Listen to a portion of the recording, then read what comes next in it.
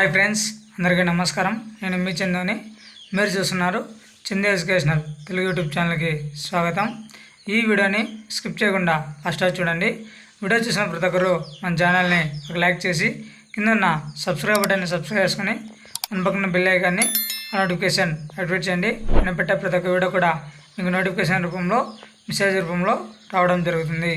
Late చేయకుండా టాపిక్లోకి వెళ్ళిపోదాం. ఏపీ రాష్ట్ర వ్యాప్తంగా ఎవరైతే ఎన్టీఆర్ భరోసా పెన్షన్లు తీసుకుంటున్నారో వారందరికీ ఏ తేదీన పెన్షన్లు మనకి ఇస్తారు, తర్వాత సచివాలయం అధికారులు ఇంటి దగ్గరికి వచ్చి ఇస్తారా లేదంటే ఎప్పుడు ఇస్తారు, దాని గురించి పూర్తి సమాచారం ఈ వీడియోలో తెలుసుకుందాం. ఎవరైతే పెన్షన్లు తీసుకుంటున్నారో వారందరికీ పెన్షన్లు అనేటివి మనకి జనవరి నెలలో ఇవ్వాలి కదా. జనవరి 1వ తేదీన నూతన సంవత్సర శుభాకాంక్షలు అంటే జనవరి 1వ తేదీన మనకి కొత్త సంవత్సరం అనేది ఏర్పడడం జరుగుతుంది. అందువల్ల మనకి డిసెంబర్ 31వ తేదీన పెన్షన్లు అనేటివి ఇస్తారు. ఈ పెన్షన్లు మన సచివాలయంలోకి వెళ్ళి పెన్షన్లు తీసుకోవాలి.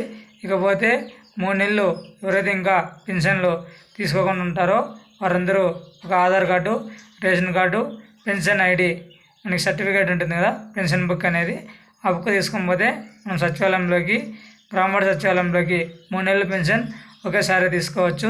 ఎవరైతే సచివాలయం అధికారులు ఉంటారో వారందరూ మనకి ఇంటి దగ్గరకు వచ్చి పెన్షన్లు పంపిణీ చేసేవారు కదా. ఇప్పుడైతే ఇంటి వద్దకు రారు. డిసెంబర్ 31వ తేదీన మీరు సచివాలయంలోకి వెళ్ళి పెన్షన్ అనేది తీసుకోవాలి. డిసెంబర్ 31వ తేదీన పెన్షన్లు పంపిణీ కార్యక్రమం చేయడం జరుగుతుంది. మనకి 1వ తేదీన పెన్షన్లు ఇవ్వరు. జనవరి 2వ తేదీన పెన్షన్లు అనేటివి ఇస్తారు. మనకి 31వ తేదీ పెన్షన్లు ఇస్తారు. జనవరి 2వ తేదీన మిగిలిన వారికి జనవరి 2వ తేదీన పెన్షన్లు అనేటివి ఇవ్వడం జరుగుతుంది. మరిన్ని లేటెస్ట్ అప్డేట్స్ కోసం మన యూట్యూబ్ ఛానల్ని లైక్ చేయండి, షేర్ చేయండి, సబ్స్క్రైబ్ చేయండి. Thanks for watching video. జై హింద్.